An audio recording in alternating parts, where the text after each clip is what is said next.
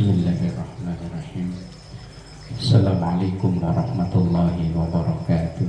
Waalaikumsalam warahmatullahi wabarakatuh. Bismillah walhamdulillah, wassalatu wassalamu ala rasulillah Sayyidina wa maulana Muhammad ibn Abdillah wa ala alihi wa ashabihi wa man tabi'a rushdah amma ba'da. Ila hadratin Nabi Mustafa Muhammadin sallallahu alaihi wasallam wa ala alihi wa ashabihi wa azwajihi wa dhurriyyatihi wa ahli baitihi al-kiram wa jami' ummatihi minal muslimina wal muslimat wal mu'minina wal mu'minat ayyaman kanu, khususun mu'allif hadzal kitab asy-syekh Al-Fadil Muhammad Hasbullah syuhdillahi lahum al-Fatihah. A'udzu billahi minasy syaithanir rajim. Bismillahirrahmanirrahim. Alhamdulillahi rabbil alamin arrahmanir rahim maliki yaumiddin. Iyyaka na'budu wa iyyaka nasta'in ihdinas siratal mustaqim. Shiratal ladzina an'amta 'alaihim ghairil maghdubi 'alaihim waladdallin. Bismillahirrahmanirrahim. Halaman 39. Wa minha zakatut tijarati wa hiya wajibatun ala manit tajara walau fi syai'in hakirin. Wa minha, dan sebagian dari zakat, yaitu zakatut tijarati, zakat barang dagangan. Wahia, zakat tijarah atau zakat dagangan itu wajibatun, hukumnya wajib. Alaman, bagi siapapun ittajaro yang ia berdagang. Walau fi syai'in hakirin, walaupun barang dagangannya itu dianggapnya kayak hina. Kemarin bahasanya tentang zakat emas, tentang syaratnya berapa zakat yang wajib dikeluarkan. Sekarang bahasannya adalah tentang barang dagangan. Syarat-syaratnya orang yang wajib mengeluarkan zakatnya, dagangannya adalah pertama tentu Islam. Kalau bukan orang Islam ya enggak wajib zakat. Yang kedua merdeka, bukan budak. Budak beda dengan pembantu. Yang ketiga milik sempurna, bukan utangan. Kalau orang dagang ada barang hutangan itu tidak terhitung yang dizakati. Atau misalnya ia dagang tapi modalnya minjem ke bank, maka ya belum kena zakat. Yang kena zakat itu orang dagang yang modalnya itu dari duit sendiri.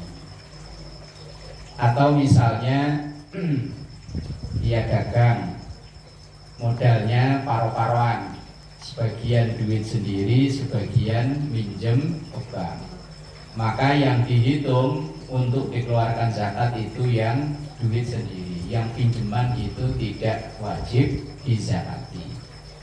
Kemudian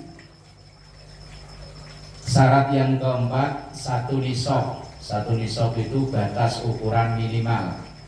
Nah, batas ukuran minimal barang dagangan yang wajib dizakati itu seharga dengan nisab emas. Yang kemarin itu nisab emas kurang lebih 85 gram.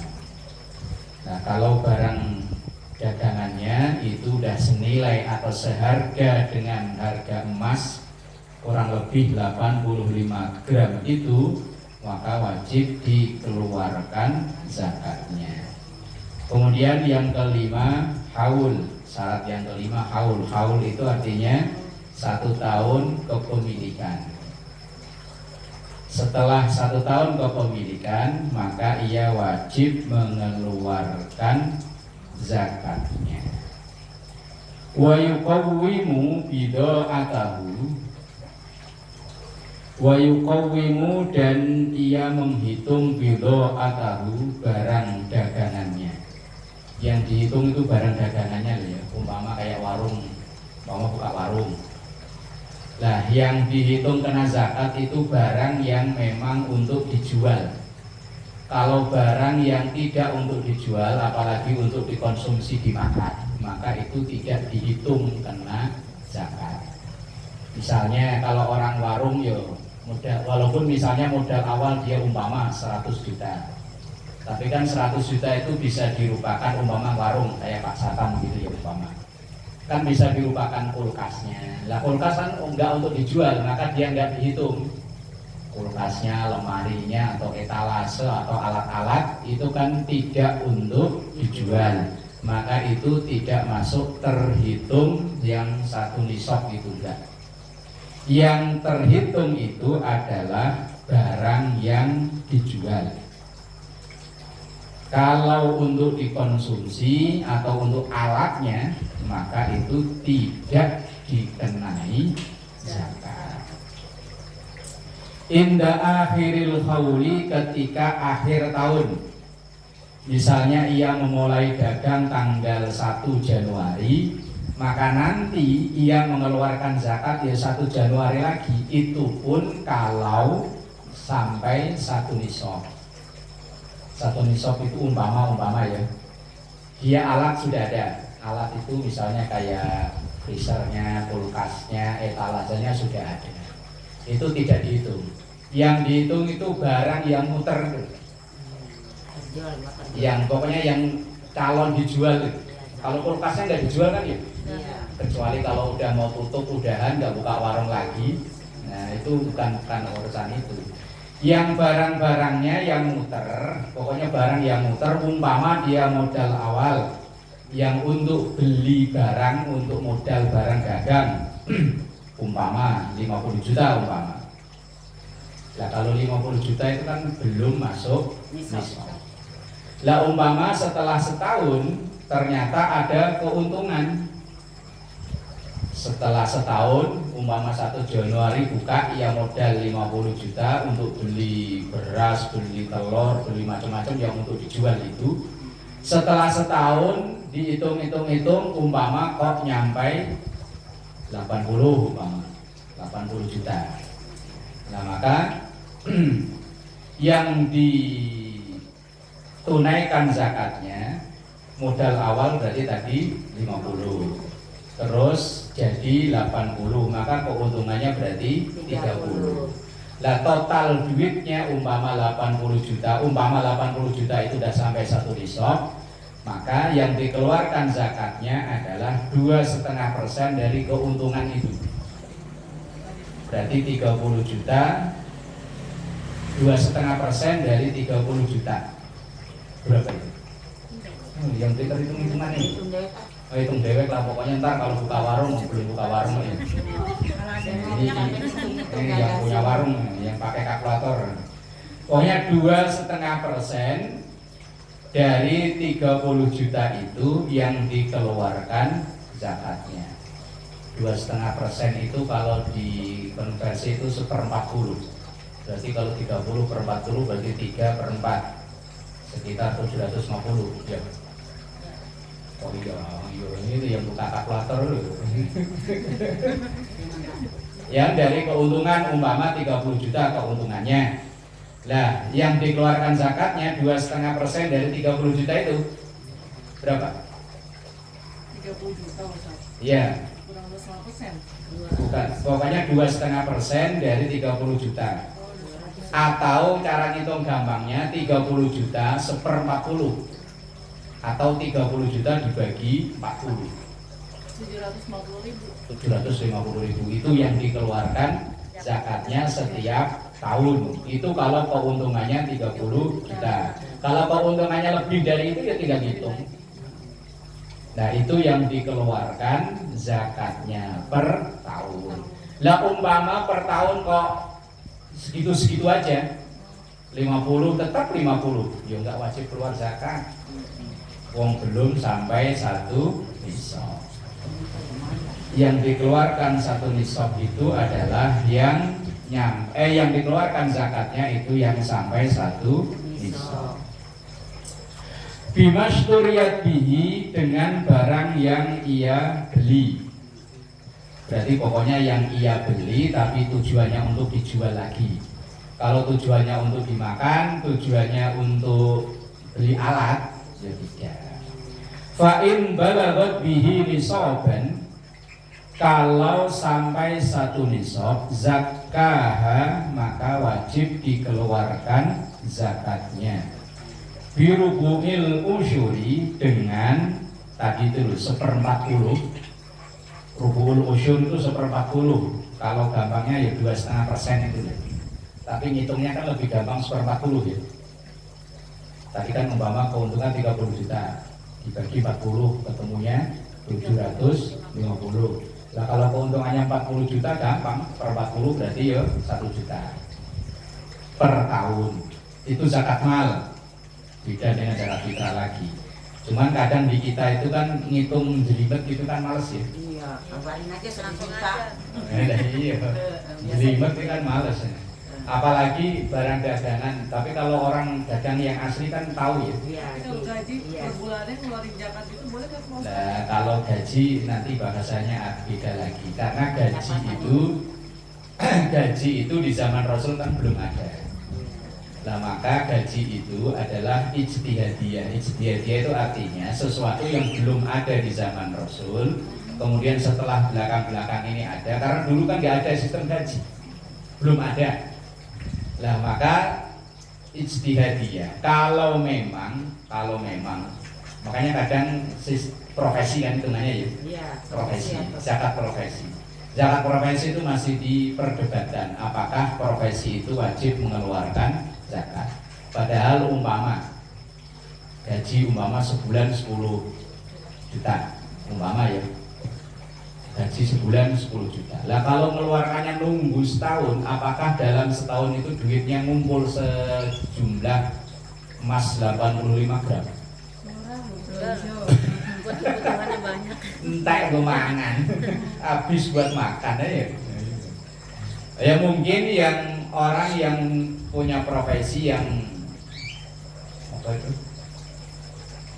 hasilnya besar, misalnya kayak dokter, lawyer, pengacara, yang dalam setahun itu mungkin lebih terkumpul dengan jumlah seukuran emas 85 gram, gampangnya 85 juta. Ya mungkin iya, cuman kalau yang karyawan umpama sebulan 10 juta, kalau setahun cuma 120 juta, itu yang umpama 10 juta, belum pengeluaran umpama umpama dia masuk kerja awal Januari. Lah nanti awal Januari itu kira-kira punya saldo berapa? Sampai 1 nisab apa enggak? Mulai kampung mau mulai Lah iya enggak nyampe 1 nisab berarti ya belum wajib keluar zakat. Lah kalau dia mau mengeluarkan ya bukan zakat, ya wis sedekah. Sedekah. Lah di situ zakah birubu'il unsyuri, maka ia wajib mengeluarkan zakat 1/40 atau 2,5% min qimatiha, dari nilai barang dagangannya itu. Wa illa, maka kalau tidak nyampe 1 nisab, fala zakata fiha, maka tidak wajib zakat di barang dagangannya itu. Kalau nilai modalnya plus keuntungannya kok enggak nyampe 85 juta, kalau emas 1 juta umpama ya, maka tidak wajib dikeluarkan zakatnya. Tapi kalau kayak tadi umpama contohnya tadi itu lebih dari seharga emas 85 gram, maka wajib dikeluarkan zakatnya. Kalaupun umpama lebih dari 1 nisab, Tapi yang separuh atau mungkin sekian persen itu duit bank, duit pinjaman, maka ya tidak wajib dikeluarkan zakatnya. Umpama dihitung di tokonya itu ada kumpul 100 juta, kan lebih dari nisab. Cuma modalnya yang 20% dari pinjaman, berarti 100 dipotong 20 juta, berarti tinggal 80. Nah kalau 80 berarti belum masuk ke 1 nisab. Bismillahirrahmanirrahim. Summa in malaka malat tijarati. Summa kemudian in malaka, apabila orang itu memiliki malat tijarati, harta dagangan, bi aini nisabin min dhahabin aw fiddatin, dengan seharga nisab emas atau perak. Kalau emas kemarin kan 85 gram, kalau perak 543 gram, lebih banyak jumlahnya. Au bi aqalla, atau yang lebih sedikit, min nisabin, dari nisab, wa fi milkihi, dan dalam kepemilikannya, tamamuhu, sempurnanya, alias sempurna miliknya sendiri. Kalau kreditan yo enggak. Fa awwalul hauli, maka awal hitungan setahun, min hini milkin naqdi, terhitung dari memiliki emas itu. Punya emas tanggal 1 Januari beli, nanti ia wajib mengeluarkan zakatnya itu 1 Januari tahun berikutnya. Itu pun kalau emasnya lebih dari 85 gram. Kalau kurang dari itu ya tidak wajib zakat. Umpama awalnya dia beli 100 gram, cuma udah dapat 3 bulan dijual 10 gram buat makan, dijual lagi buat bayar anak sekolah, dijual lagi buat macam-macam. Begitu tahun Januari berikutnya tinggal 50 gram, maka ya tidak wajib zakat. Kecuali kalau akal-akalan itu ya biar nggak kena zakat aja. Udah mau setahun, umpama belinya Januari, udah awal Desember dijual. Ntar udah habis dijual, begitu Januari beli lagi, ntar Desember jual lagi, biar nggak kena zakat. Namanya akal-akalan. Ya secara fikih memang iya, dia nggak wajib zakat orang itu secara fikih. Cuman nanti kalau disiksa malaikat kan ya akal-akalan juga. Dia dimasukin ke dream, terus dreamnya dibakar. Begitu ditanya malaikat, kan saya kok saya disiksa, kan saya sholat, saya rajin. Saya nggak nyiksa kamu, saya hanya nyiksa dream. Salahmu, kamu ada di dalam dream. Itu orang akal-akalan biar nggak kena zakat. Ya kayak sahabat siapa itu yang akal-akalan dulu? Bukan, yang masalah zakat itu. Yang dulunya miskin jadi orang kaya itu. Sa'labah itu kan awalnya miskin, kemudian jadi kaya. Begitu kaya, ketika supaya nggak kena zakat, ya itu akal-akalan kayak gitu. Dijual. Kalau dulu kan kambing, umpama kambing itu kena zakat kan kalau punya 40. Kalau punya 40 keluarin zakat 1. Asal mau 40 jual. Asal 4 mau 50 jual. Kan kurang dari 40 mulu. Ayo gak jadi zakat. Ya, sama kayak orang punya emas misalnya, tanggal 1 Januari beli, nanti dia kena zakat 1 Januari berikutnya. 2025 umpama nih. Nanti tahun 2025 beli. Maka ia kena zakat 2026. Lah asal belum menjelang 1 tahun, emasnya dijual. Ntar sebulan udah dijual, beli lagi. Berarti kan hitungan baru lagi. Terus itu namanya akal-akalan. Padahal ya kecuali kalau memang butuh buat berobat, buat yang lain, lain urusan. Nah, ini tadi kan jualnya cuma hanya akal-akalan. La fa awwalul hauli min hini milkin naqdi. Awal hitungan setahun itu dimulai dari kepemilikan emas atau perak itu tadi. Wa in malaka malaha bi urudi kinyatin. Tapi kalau orang itu memiliki harta biru urudi kinyatin dengan harga simpanan, au bidhahabin au fiddatin dengan emas atau perak, aqalla min nisabin atau lebih sedikit dari nisab, walaysa fi milkihi tamamuhu dan tidak dalam kepemilikan kesempurnaannya, fa awwalul hauli yaumu bada'it tijarati. Awal setahun itu adalah awal memulai dagang. Ini kalau dagangan. Kalau emas tadi ngitung setahunnya dimulai dari punya emas. Kalau dagangan menghitung setahunnya ya ketika memulai dagang. Ketika mulai buka warung tanggal sekarang nih, tanggal berapa sekarang nih? 9. Tanggal 9 Desember dia mulai buka warung, maka nanti tanggal 9 Desember tahun 2025 kalau memang satu nisab hartanya modal plus keuntungan itu lebih dari satu nisab, maka dikeluarkan zakatnya. Tapi yang dikeluarkan adalah hanya keuntungannya saja.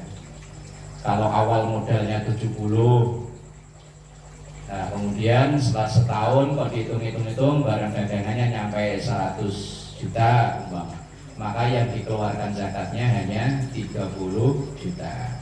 Nah yang keluarkan zakat itu 1/40 dari 30 juta itu tadi, yaitu 750.000. Lah kemana menyalurkan zakat? Yang terbaik adalah ke keluarga. Kalau ada keluarga yang memang miskin atau pokoknya yang butuh atau yang berhak untuk menerima zakat, walaupun pemerintah memfasilitasi melalui basis atau sekarang Basnas itu bagi orang yang keluarganya kaya semua, keluarganya udah kaya, tetangga kanan kiri kaya semua, ya wis lah daripada repot-repot serahin ke Basnas, nanti Basnas yang ngatur.